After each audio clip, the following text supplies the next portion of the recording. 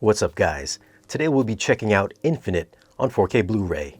Remember, this isn't a review on how good or bad the movie is. I'm just going to share some of my thoughts on the audio and the video quality.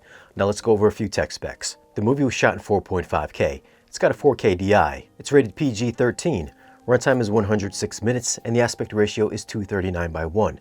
So there are black letterbox bars and the audio is in Dolby Atmos. Hopping over to the Atmos viewer, you'll see that this is a dynamically mixed soundtrack. So when the car crashes in Chapter 1, you'll be surrounded by glass shattering all around the room. It'll sound like it's raining glass. The car chase in Chapter 5 has this cool effect where you'll hear bullets hitting the outside of the car while a shot takes place inside the car's interior. So it's gonna sound like bullets are impacting through all your different speakers. During the non-action parts, there's usually some light musical extension in the height and lower channels, which gives this a somewhat expanded soundstage. But overall, I did feel that the movie sounded small and lacked a real big presence. Which brings us to the bass response.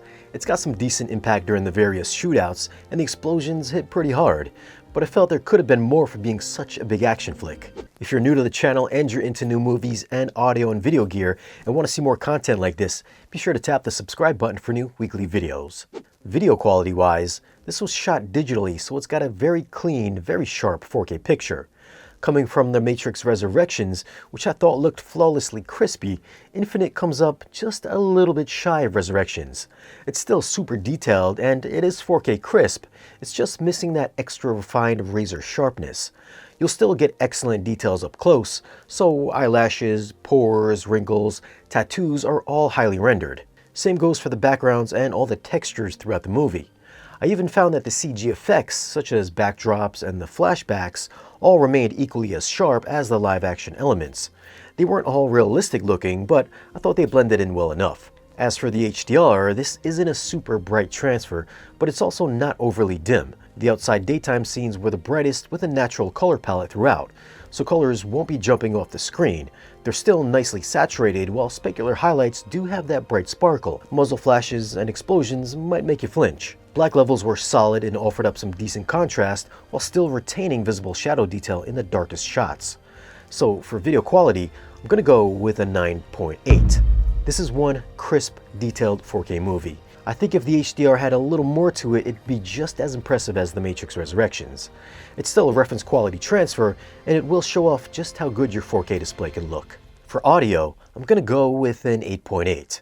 I would have liked more impact in my subwoofers and a more spatially dynamic soundstage.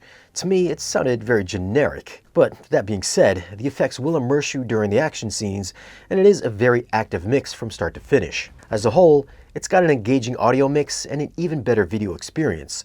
I'd say pick it up if you need some more content to show off your home theaters. So what are your thoughts on Infinite on 4K Blu-ray? Have you seen the movie and how did you like it? Leave a comment down below and let us know. Now if you want to grab this disc, I'll leave a link for it down below in the video's description.